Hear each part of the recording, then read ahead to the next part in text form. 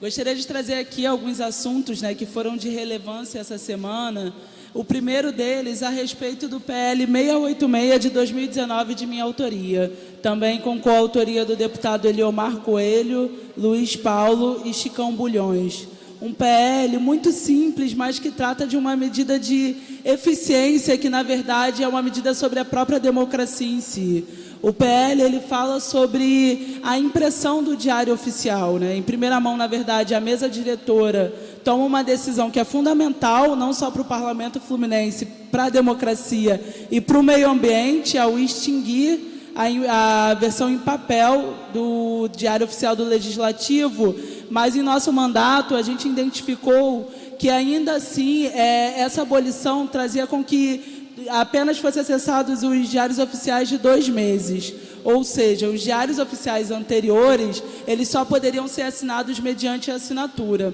Uma assinatura que era paga diretamente à empresa pública do Diário Oficial, mas que representa um lucro irrisório, ou seja, um lucro de apenas 0,21% sobre a receita da venda do Diário Oficial. Então, a quem interessa a venda, a não circulação livre das informações que são tomadas tanto no Executivo quanto no Legislativo. A gente tem que pensar que isso é um passo que representa um passo de fortalecimento da democracia, quando é colocado o acesso a todos e todas de quais são as decisões do Poder Executivo e Legislativo aqui. Então, é um PL de profunda relevância, que não diminui a receita do Estado, mas aumenta a democracia, e isso precisa ser dito. Outro PL aqui de importante relevância é também o 241 de 2019, de minha autoria, sobre a regulamentação das DEANs.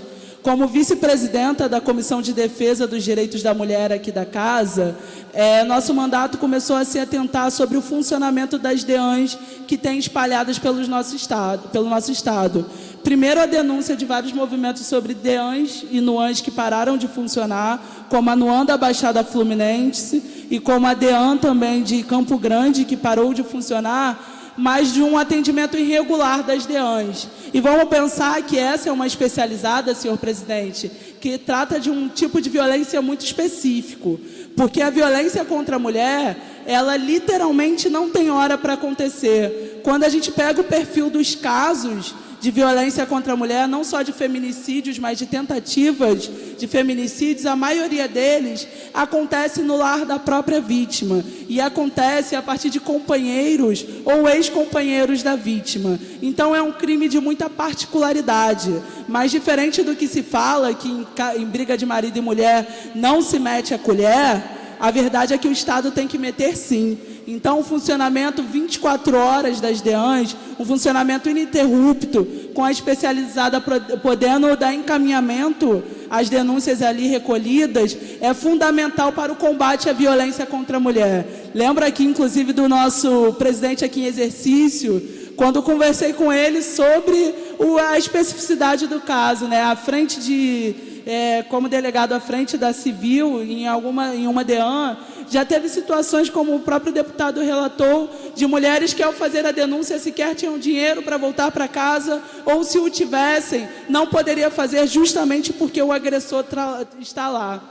Ou seja, a gente está falando de uma violência que o combate dela tem que ser intrínseco diretamente ao conceito também de família que nós temos. Porque a ideia de família onde não se mete a colher, a ideia onde o Estado não legisla sobre o que é do casal, é justamente que priva e silencia diversas mulheres em nosso Estado. Então, os dados são alarmantes. A cada 5 dias, uma mulher no nosso país é vítima de feminicídio. Os números de feminicídio e violência contra a mulher no nosso Estado, mais que dobraram nos últimos anos. A cada 24 horas, 4 mulheres são vítimas de lesão corporal e 12 mulheres são vítimas de estupro. São números alarmantes e, sim, o parlamento precisa meter a colher em briga de marido e mulher, porque não dá mais para, em 2019, aturarmos ou acharmos normal, natural, violência contra a mulher. E aí, falando sobre violência e morte, é óbvio que eu aqui, como jovem negra e feminista, orgulhosa dessa posição, não por ser a única jovem negra feminista do parlamento, isso para mim é uma tristeza, porque temos tantos jovens tão produtivos, tão frutíferos no nosso estado, que são vítimas de homicídio dia a dia. Falo com tristeza que sou a única jovem negra no parlamento fluminense, porque acho que deveria haver mais. Mas aqui, se sou a única jovem negra, tenho que sim usar cada momento meu nesse microfone para fazer a denúncia da violação à vida da juventude negra, a juventude periférica, a juventude favelada do nosso estado. Não dá para a gente confundir combate a crime organizado com genocídio em massa, com extermínio, com execução, que é o que o Estado vem promovendo nos últimos meses. A gente fala sobre uma diminuição de violência, de homicídios aqui, como o Serafini relatou, mas como ele também relatou, são 881 mortes em decorrência de violência de operações policiais só nesse ano. Ou seja, um aumento de 14,6% em relação ao mesmo período do ano passado. Isso quer dizer que há um aumento da letalidade. Gabriel Pereira Silva, de 18 anos, atleta do Olaria, não era traficante. Lucas Monteiro, de 21 anos, que foi curtir um bom baile no Encantado, não era traficante. Tiago Freitas, amigo de Lucas, que também estava no mesmo baile, não era traficante. Diogo Costa, que também é de 16 anos, jovem que disputou a Taça das Favelas, não era traficante. Henrico de Jesus, lá de Magé, que foi morto em um confronto com a polícia e traficantes, não era bandido, não era sementinha do mal. Margarete Teixeira, jovem mulher de 17 anos, baleada com seu filho de 1 ano no colo, que foi baleado também de raspão, indo a caminho da igreja. Margarete não era sementinha do mal, não era traficante e faleceu. São 6 jovens nos últimos 5 dias que foram vítimas de homicídio em decorrência da violência policial no nosso estado, em decorrente das crescentes operações policiais. Se há dentro do governo do estado tão genuíno interesse pela vida das pessoas, contra o combate ao tráfico, por que isso não se prova pela valorização da vida da juventude? Porque em mais de 100 dias de governo não vimos políticas públicas que vá em contrapartida, porque não só precisamos aqui no parlamento debater, deputado Eliomar, uma nova política de segurança pública para o estado, mas que essa política de segurança não pode estar desatrelada de outras pastas do estado. Ou seja, não se discute segurança pública sem discutir educação, sem discutir cultura, sem discutir fortalecimento do território, sem discutir uma vida plena. A verdade é que hoje a juventude do nosso estado está morrendo, e se não morre pela bala, não escapa da depressão, não escapa do futuro indigno que está condicionado à juventude. Basta que a gente olhe os dados de desemprego do nosso estado, que são majoritariamente assolados na juventude.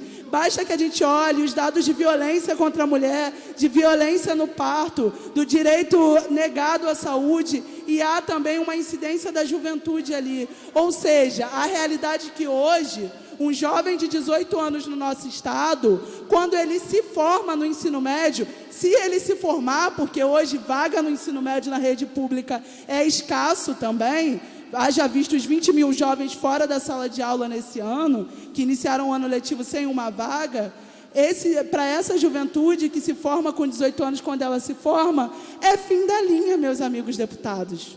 Não há o que fazer no nosso estado, porque não há possibilidade de geração de emprego e renda para essa juventude.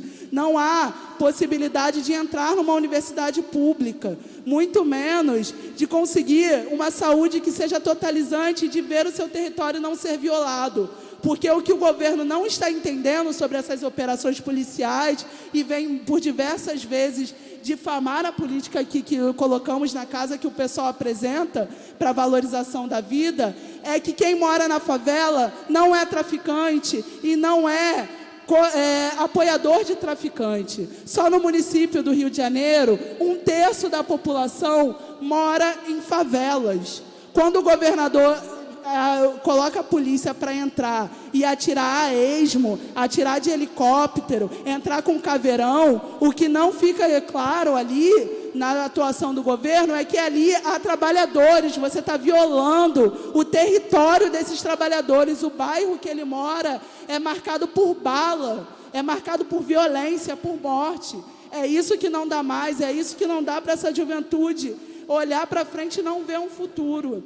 Então, por isso que tenho muito orgulho de, em pouco mais de 6 meses de mandato aqui, em parceria com a Comissão do Trabalho da Casa, ter feito uma audiência pública sobre a aprendizagem no estado do Rio de Janeiro, sobre os jovens aprendizes, e pensar que conseguir fortalecer o que hoje já é lei, ou seja, o percentual mínimo para as empresas terem de jovens aprendizes, se criar fortalecimento de fiscalização das empresas, se garantir que essas vagas existam, se o Estado, inclusive, trazer para dentro de si a aprendizagem, que é a capacitação daquele jovem, mas que é também uma perspectiva para ele, isso sim salva vidas. Então, tenho muito orgulho de, com Mônica Francisco, ter construído essa audiência pública que se desdobrou num PL de aprendizagem que, se for aprovado aqui nessa casa, vai garantir mais de 90 mil postos de trabalho para a juventude, para que então ela possa acessar o mercado de trabalho. É isso que o pessoal chama de política pública. É isso que a gente fala quando a gente diz para valorizar a vida daqueles que moram na favela. É para dar uma perspectiva, é para dar algo que hoje o tráfico de drogas oferece, que o Estado consiga oferecer, sim, uma condição de vida digna para essa juventude, para que aí sim a gente dispute a vida dela com o tráfico. Então, por fim também, não menos importante, gostaria de trazer aqui aos nobres deputados, com horror também, não só o que foi o degringolar, né, do funcionamento dos poderes, porque quando o Executivo tenta colocar aqui um decreto de cima para baixo, revogando uma lei, isso é sim você ultrapassar os poderes, mas me choca, fico feliz quando o líder do governo vem aqui relatar que isso foi um equívoco, mas me choca que esse equívoco passe sem passar pela categoria. Ou seja,